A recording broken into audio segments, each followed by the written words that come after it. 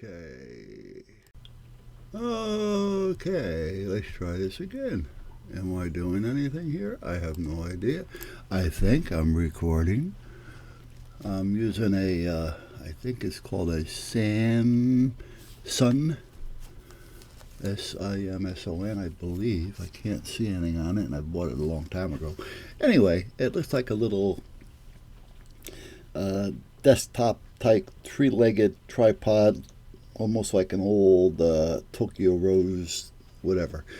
Anyhow, I recorded this video using the dash cam, the van cam, and the van cam, I keep it in the van because it's the only place that I can use it without turning the microphone off. I brought it in because I had to use it, and I didn't bring it in because I had to use it. I brought it in because I had to readjust some of the settings on it. I had taken it off the mount that I have in the van and stuck it in my pocket because I was going to do some recording when we put this antenna up, and hence I forgot it was in my pocket, so I never did any recording with it. And I also changed some of the settings, so I had to reset the whole thing. Long story short, and I had it in here, so I figured, well, as long as I reset it, let me use it and see how it works, which I did. But this is the one that every time you touch the screen for any reason, it shuts the mic off. And there's no setting to change that. You either turn it on or off, and you're supposed to use the little mic icon that sits off in the corner, but no matter where you touch the screen, it goes off. So anyway, enough of that problem. So here's what we're doing here. I had built an antenna earlier, I believe it was the day prior to this one, trying to make something small so that the commander of the flotilla would be able to use it in his house. I didn't know how his setup was, haven't been in his house, so I really have no idea how any of that works. And so that's where we're at. Now hold on a minute. Okay, I just wanted to make sure that it was recording. So I made one out of a piece of half-inch or so PVC pipe, approximately 4.5 feet, maybe 4 feet long, and it seemed to be okay, but it was real sensitive, meaning no matter where I decided to put it, it never stayed the same with the SWRs because of everything that was kind of around it was just screwing it up. So I couldn't have something that sensitive because I didn't want them to blow up a radio because they're government radios. And the other thing is I wouldn't want him to put a personal radio on it that he spends $300 or better for to find out that it blew up that radio. So I decided not to give him that one and just make a standard ground plane. And that's what this is that you're looking at here. The antenna length, the one that goes upright, that's basically the antenna. I've done videos on putting this together prior when I was starting to build it, but never when I was done with it at this point. However, the ones that I'm working on now, those are considered the ground plane. The way that I normally describe it is an antenna needs a ground plane or a counterpoise, basically one the same. It depends, they argue that all the time, but I look at them both being as the same. Now, for instance, if I was to take that top piece, that one little piece sticking off the top, and mounted that on the van, I wouldn't need anything else because the van is acting as the ground side of the antenna. Now, if I had a fiberglass van, then at that point I'd have a problem because we need the metal, we need the steel, the plate, the aluminum. We need something that's going to be conductive in some way, shape, or form. So at that point, that's why I'm building these radios. Now, these radios that I'm building is basically acting as a van. All right, now I know the sizes are different, but the wavelengths also have a lot to do with it. Now, the bigger the ground plane, the better, but this is working, so it's not going to have a problem with it. And at that point, there's 4 radials, 4 ground plane or counterpoise, and it's on that plate. And I believe I did a quick video on that plate, but if not, I'll tack on a little 30-second segment at the end of this and let you know what I'm talking about. So what I'm doing now is trying to make it safe, because again, not knowing this guy's house, does he have pets running around? Does he have kids running around? Because I wanted to kind of protect these ends a little bit. Now what I'm doing now, it will help, but it's really not going to help if somebody runs into it or falls into it.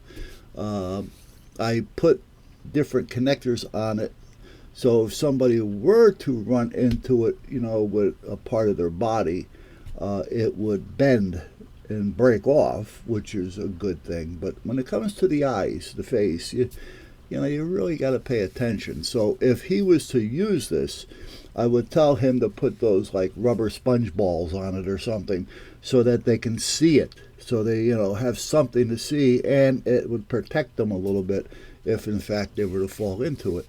But anyhow, that's what I'm doing now. I have some sheetrock anchors that I'm using. I just had to drill them out just a little bit, just to make them so they can snap in there, because they're slotted for a screw to fall into, not to be just pushed on. Then I'll put a little glue on them to hold them in place, and then I'll straighten it out, and we'll check it from there. But the reason for this antenna was originally to give it to the commander for his house. He lives quite a ways away from their main repeater, and he, even though we've gone to the Coast Guard station in Stratford to fix their antenna system, or start, that's a whole other thing. If you've probably already seen that one. So at that point, this was for his house, because otherwise he'd have to drive 15 minutes or better from his house down to the station to get on the radio to check in for the AuxNet drill, which takes maybe a half an hour. It can take less, it can take a little more, but the averages is about a half an hour. And you really don't want somebody traveling, you don't want to put them in harm's way, especially in the wintertime. And with the price of gas nowadays, that's another story. So this is good for him to have at his house, because everybody else, well, not everybody, but 99% of us all do it from our house. And there's nothing wrong with doing that, if you have the ability to do so, because this is where I would probably be if I had to do anything in an emergency situation. This is where I'm going to do it from, here or in the van. And naturally the van's all set, and because it's a kind of a portable, it's all right for me to use it wherever I happen to be, and the same goes for anybody else. So, but however, we did Lowe's audio, and now I'm going through this. Now I'm getting ready to check the SWRs, the standing wave ratio, and I've explained that a few times in different ways, but the easiest way to explain it is you take two people, one of them a lot stronger than the other, and you have them start pushing against one another or pulling, whatever the case may be. And naturally the weakest of the two is going to give out first. Well, inside the radio there's a transistor. It's a three-legged transistor for most part. It's called a driver, a transmit transistor. I mean, it has a different names depending on who you're talking to, but the main thing is it does the transmitting. And that has to run on a good SWR. So if we look at that piece in the radio as the weakest link of these two people pushing against one another, and the antenna as the stronger one, well, as the radio, the weaker one is trying to push against the antenna, And if the antenna wasn't giving it any resistance, this transmit signal would just flow out the antenna and do what it has to do. If the antenna says, no, not going to happen, it starts to basically, it's like stopping the power from getting out or pushing it back, whatever you want to think of it as being. And it heats up that one, the weaker one, to where it's going to blow, like the weaker person is going to give up, fall, pass out, whatever the case may be. And when that transistor pops, the radio is no longer going to transmit. So you want your SWRs as low as possible, and at that point, with low as possible, but you want it under 2. You like to see it under 1.1 to 8, 1.8, anywhere in that figure or lower, you're not going to have a problem. The higher, naturally, if you get long-winded, eventually it's going to put wear and tear on that part. Now, what we're looking at here, if you're looking at the green numbers on the right side and the purple one kind of below it, you would see that it said it's a 1 to 1.2, which is basically perfect. 1 to 1 is basically what it is. 1 to 1.2 or 1.12 is, I'm taking a video here so I can show them, you can't get any better. You really can't. I actually like my SWRs to be around the 1.2 because for some reason it seems to work a little bit better for me. But you don't want it to go above that 1.8. You like to keep it under that. 1.7, 1.6 I'd be happier with. 1.5 and under I'd be happier with. This I'm ecstatic about. It's right there, so he shouldn't have a problem with this no matter where he puts it, as long as it's not touching anything. And that's kind of where we're at here. So we ended up actually using this antenna at the station because the antenna they had was broke. It was just a nightmare. We went up there to do one thing and we ended up doing 10 different things. So we kind of had to makeshift our way through. Now, just because we did all that makeshifting, jury rigging, doesn't mean that it's not going to work or last. This antenna is going to work and it's going to last. However, I did tell him that, the design on this antenna being 10 feet from the ocean with the wind and it being up, 25 or so feet off the ground, it may not last forever, and because it's made of steel, some of it is stainless, and some is aluminum, some is brass, but regardless, eventually the weather's going to get to it. And those weak ends that I told you I put on there in case somebody bumps into it will break. Well, eventually, if this gets ice built up on it, those pieces are going to start to weaken. So I had told them, if you're going to keep this up there, you got to put better ends on it so it's not going to break. That's where they attach to the mount. And you should spray it down with some type of a lacquer or a clear coat, something to protect it. As long as it's not metallic. You can paint it, you can do whatever you want with it, but you don't want anything that has metallic in it, metal flake in it, anything that's going to be conductive in any way, shape, or form. All right, so we're just about at the end here, so I'm going to cut it short right where we're at, and then I'm going to put that little in-between segment on there that I told you about, and we'll take it from there. Okay, let's see. Can I get you up over my head instead of over here on the side? I think I did. Oh, yeah, okay, that should do it. That should take care of something. I'm not positive, but we'll see. And if it doesn't, well, I guess I'll just have to do it again. Do it, and do it. Okay. Now, this here way I don't have to do it upside down. What I have when I made that antenna, I have 4 pieces of, I don't remember the size and thickness, but it's stainless rod. And then I have another piece that's like a brass. And these are stainless.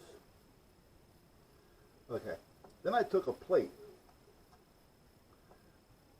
That's aluminum. We really don't need the difference. You know, this you don't need, because you know what? It doesn't make a difference as long as it's all conductive.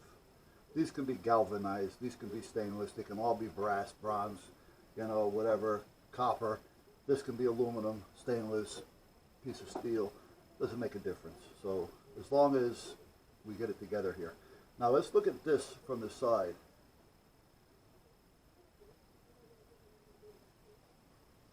We got a hole here. That's a 1/2 inch hole.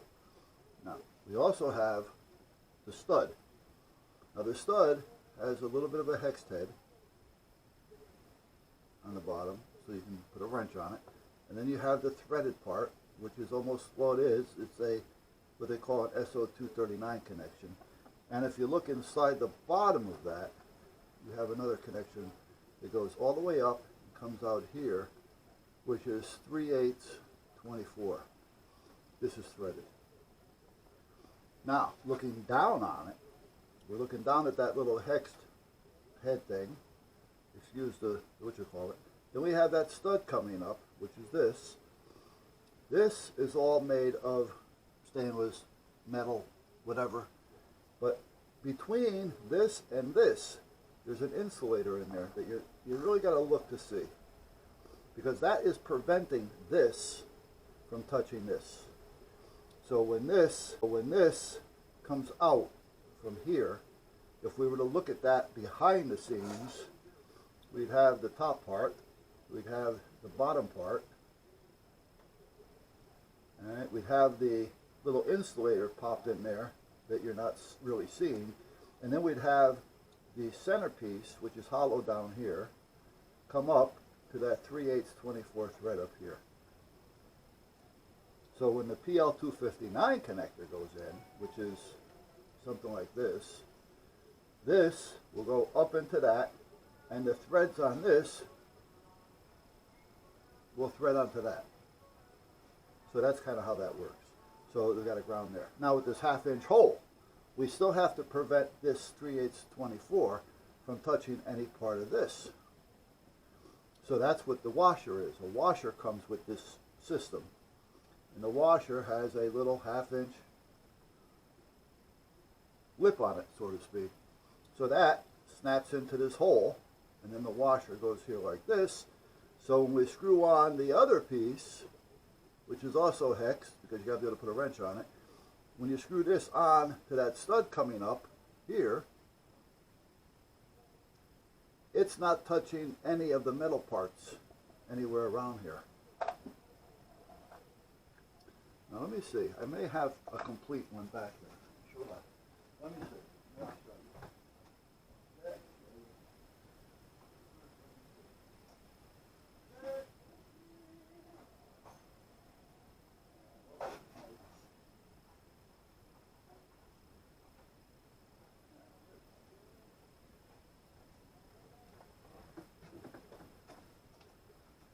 Okay. So now I can show you. Hopefully.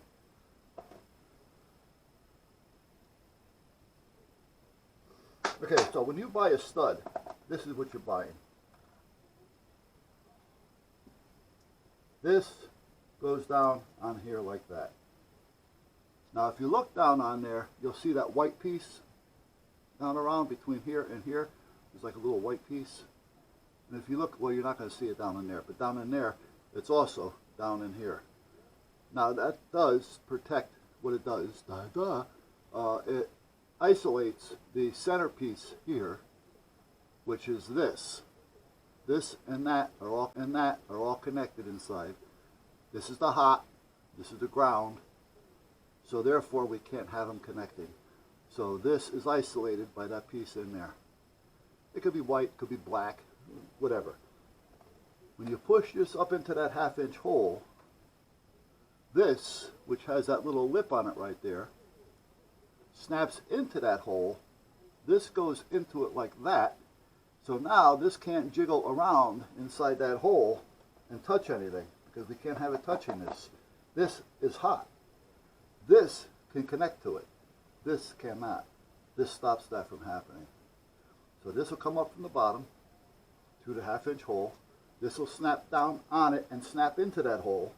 If it doesn't snap into the hole, it's not the right size hole. And then this would screw on to the top of that, and then you would make this tight, but not but tight. And when this touches this, this now becomes ground, because this is ground. When the antenna screws into it, the tip of the antenna touches the inside, which is now this whole piece out here, which is the hot side. And the part that screws on is screwing onto this, which is now the ground, which is connected to that. I think that pretty well explains it. I may be missing or leaving something out, but that's kind of how it works. Now, once we have that, this is where you screw in whatever it is you want to screw in. Fiberglass antenna, you know, steel, but then you're going to have to get an adapter to adapt what size steel you want to the 23/24, so that can screw into there, you know. But anyway, that's basically this piece that you're getting, the stud mount. Now, they also have stud mounts with a wire and not this. So then you got to take the coax and take the shielded part and bring it off of here, and then take the center part and bring it there. Then the center part will attach to this again with a bolt instead of this, and then the shield will connect to wherever you're putting it to. But this is usually the best way to go. The other part is narrower, so if you're looking in a tight spot, the other piece will be easier. Because by the time you put the connector on down this, you have also added like another inch, inch and a half of depth. So, but this is the better way to go. So that's kind of where you're at. Then you take these 4 radials, and those attach to this. Okay, now we're putting the car together. And if these are the right length, you're not going to have too big of a problem. Now, they could be a little bit longer. I always recommend make them a little longer anyway. And when I say little, maybe an inch, you know, because you may have to trim them. Not these as much, but it doesn't hurt to make them a little bit longer. The center one, this one, the one that's coming up, you want that to be a little longer as well. So for instance, if it says quarter wave for the frequency that you're looking to put it in, let's just say mid-band of VHF, you're looking between 18 and 19 inches. So why not make it 19, 19 and a half? And then if it's too high, you just snip off like 1/8 of an inch or so. Check it again. Is it going up? Well, if it's going up, that means we need a longer piece. If it's going down, that means we can start nibbling off about 1/8 of an inch at a time. And check it between each one. Recalibrate it, redo it. And then you'll get it down. Once you start getting down to that 1.5 area, you may want to just leave it alone after that, because sometimes that little extra step that you take off will make the SWRs go bingo, and now you got to start over with another piece. So, and basically that's it. So now the antenna is basically kind of transmitting off of this homemade vehicle we just stuck up here. You follow me? So that's kind of how that all works. That's how it kind of comes together. And you can do that with anything. That's what they call a quarter wave. Now, if you want to make it for, we'll say, UHF, which is ultra high frequency, VHF is very high frequency.